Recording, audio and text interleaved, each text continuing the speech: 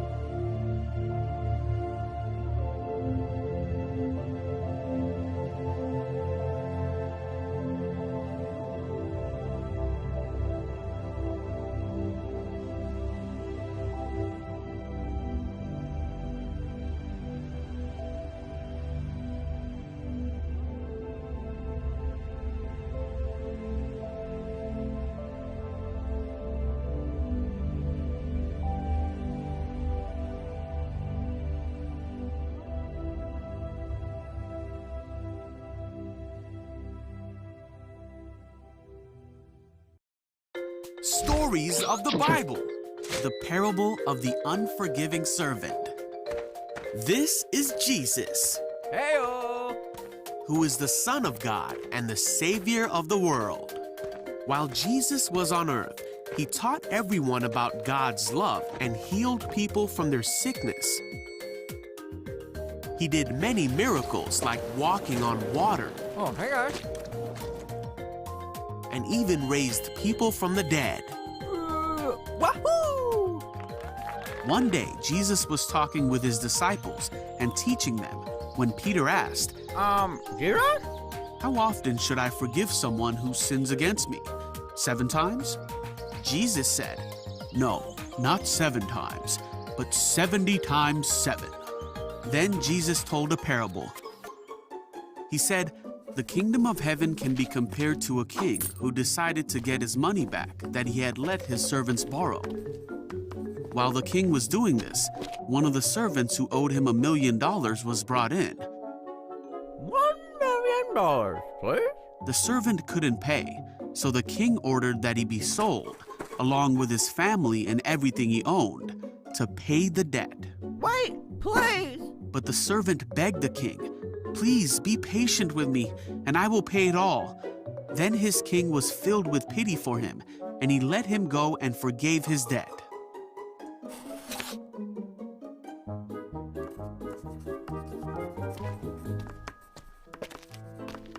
But when the man left the king, he went to a fellow servant who owed him a few $1,000s.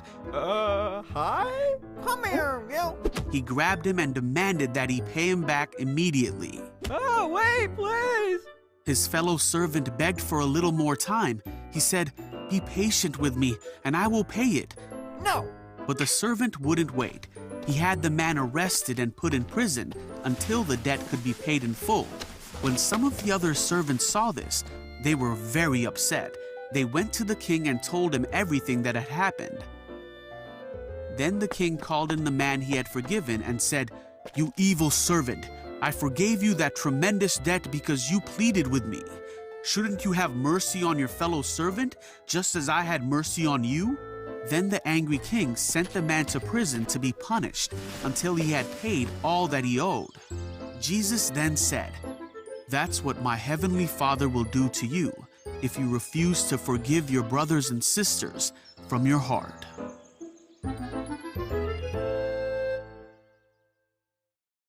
So it is pretty great to be here again with you all.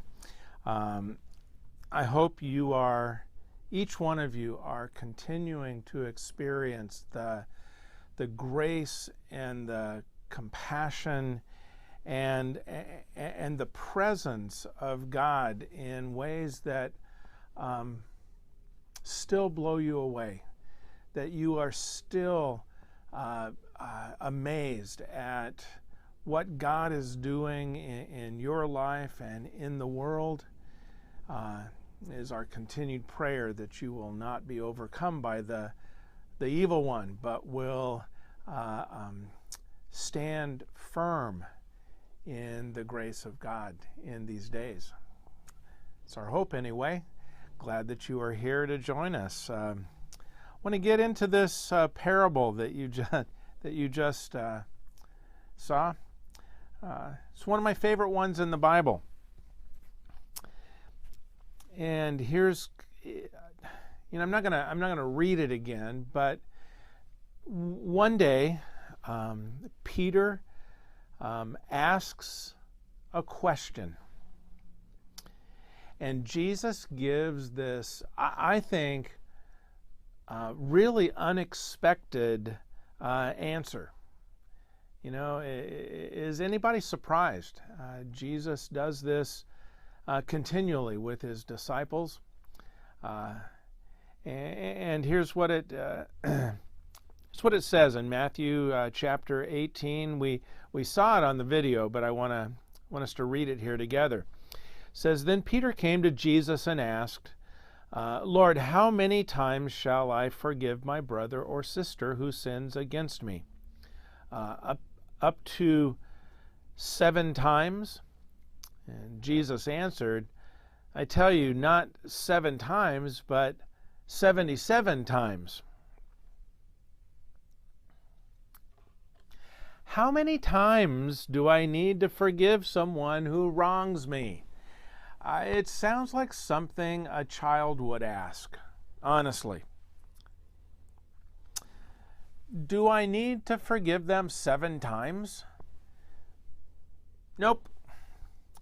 Actually, you need to forgive them 70 times 7. That's actually what it says in the most accurate translations of the Bible. Jesus says, no, you don't need to forgive them 7 times. You need to forgive them 490 times. But better yet, Peter, 7 times is just getting started. You need to keep forgiving until you lose count. Whoa. Jesus had already been teaching about forgiveness. Right before this kind of dialogue happens, he was teaching about it, and that's what prompted Peter to ask the question about how many times he needed to forgive. So this teaching about forgiveness here in this parable, I think it's pretty foundational to our understanding of the nature and the purpose of forgiveness, how it is supposed to be done, and so forth. We find a definition there. Forgiveness is about canceling a debt, making things right again. Forgiveness is an expression of mercy and compassion that comes from the heart of the one who was offended. That's where it comes from. We learn from this parable as well as others, but this parable in particular, that forgiveness costs. The debt that the king in this parable forgives, it says in our New International Version that he forgives 10,000 bags of gold. That isn't exactly what it says in the Bible, because the translation kind of loses something in the culture. But what we know about this is that if we were to factor in inflation, the number that would be written, or that Jesus would say today in 2021, is that the king forgave a debt of between $3 and $4 billion. It is a ridiculous debt that this king forgives. And that is kind of central to the understanding of this parable. It isn't just a simple act of forgiveness or canceling debt. It is a ginormous debt. It is beyond anything that anybody could even have comprehended in Jesus' day or ours now. Forgiveness is not an easy thing to do. It isn't something that is done casually. And what's crazy, and we see this in this parable, is that forgiveness, in spite of how ridiculously great the cancellation of debt is in this story, forgiveness is also something that is easily forgotten when it is received. Whoa. We learn in this parable that forgiveness is a whole lot like being tortured in a prison cell.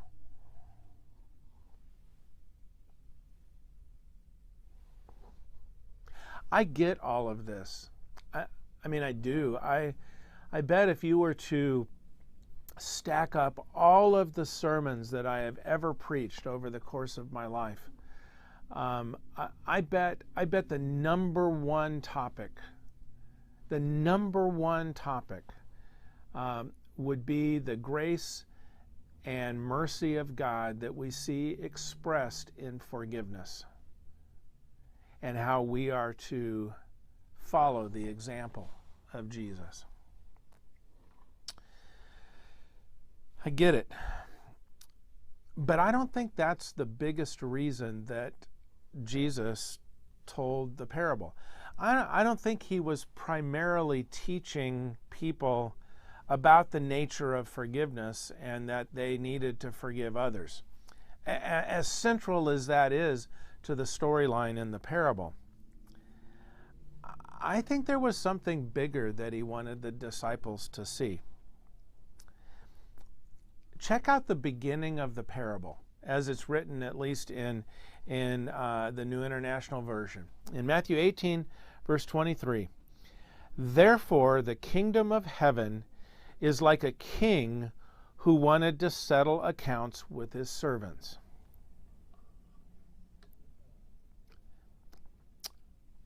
What I've pondered all during my study time this week and last is this statement: the kingdom of heaven is like forgiveness. The kingdom of heaven is like forgiveness.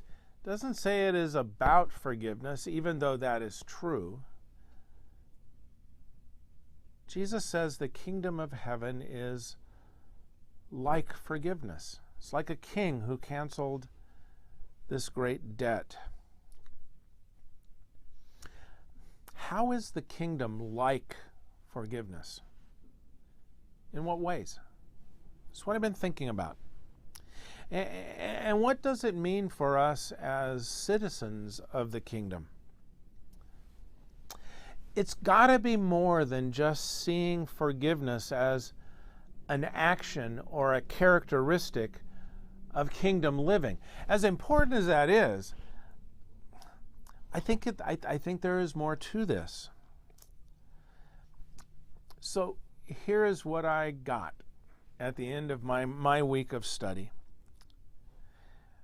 The kingdom of heaven is like a king who is ridiculously merciful and forgiving, beyond our wildest imaginations.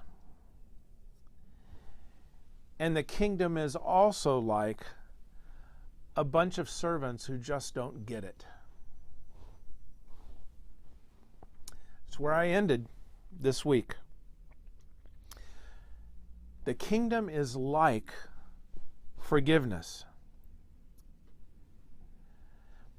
Nothing except mercy that is steeped in compassion cancels a debt like the one that we see in this parable. You see, the kingdom of heaven is like forgiveness. The essence of the kingdom is forgiveness.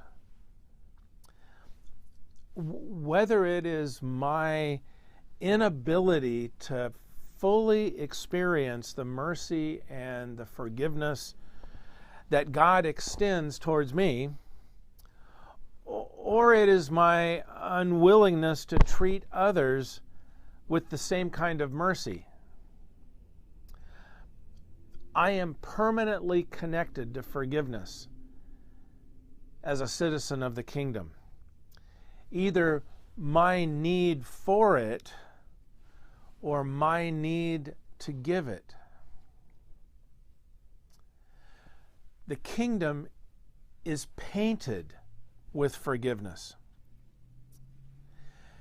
Debt canceling is what defines everything about the kingdom. You see, the kingdom of heaven is like forgiveness. As citizens of the kingdom,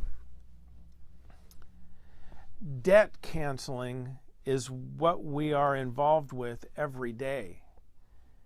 It is our business. It is our trade all day long, either our own or the sins of others. In the parable, the debt was great. It was especially great. It was like 3 billion great. But you know, it isn't always about the severity of the sins we commit. For us, actually, it is usually more about the volume. Have you ever tried to stop being self-centered? Have you ever got up and decided, this week, I am going to be unselfish. I'm going to live an unselfish life this week. How did you do? We try to stop being self-centered, and we can't even get it right in the moment. How about this? Have you ever sustained putting the needs of others above your own? For any length of time? Yeah, that's what I thought. Yeah, the more I think about it, the more I talk about it, even right here, the kingdom is all about debt canceling. All day. Every day. Listen, the sooner you get in touch with the greatness and the breadth and the limitlessness and the magnitude of God's amazing grace and mercy directed toward you, like you, just you, only you, and me, just me, only me, the sooner we get in touch with that kind of grace and mercy and forgiveness, I think the sooner we'll start acting like citizens of the kingdom toward others. The kingdom of heaven is like forgiveness. Got it? This parable is, I think, the story of our lives. We come face to face with the mercy and the compassion and the forgiveness of God when we remember how our debts were canceled by Jesus' death on the cross and how his kingdom was established when he rose from the dead 3 days later. So let's share the bread and the juice of his life given for us together in this moment for the good of the kingdom. Until next time, see ya.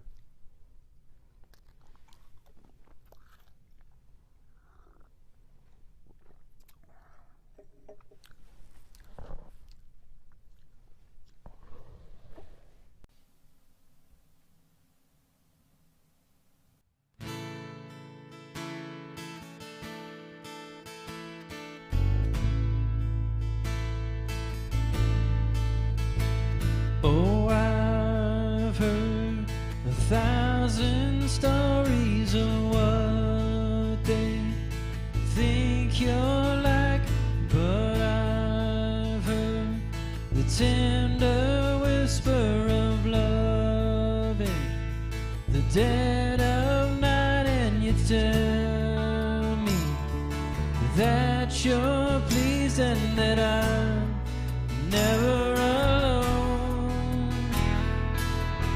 You're a good, good father.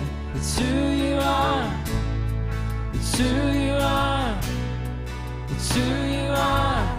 And I'm loved by you. It's who I am. It's who I am. It's who I am.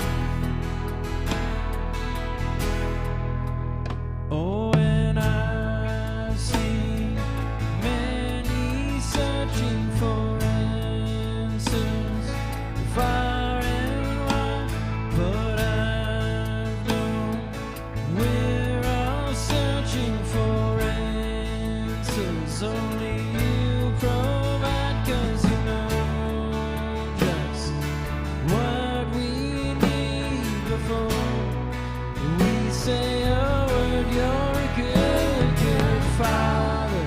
It's who you are. It's who you are. It's who you are. And I'm loved by you. It's who I am. It's who I am.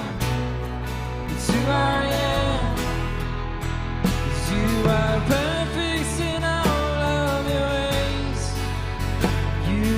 perfect in all of your ways.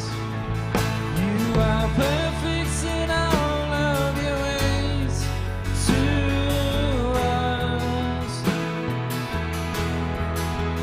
You are perfect in all of your ways. You are perfect in all of your ways. You are perfect in all of your ways to us. Oh, this love so undeniable, I can hardly speak. Peace so unexplainable, I can hardly think as you call me.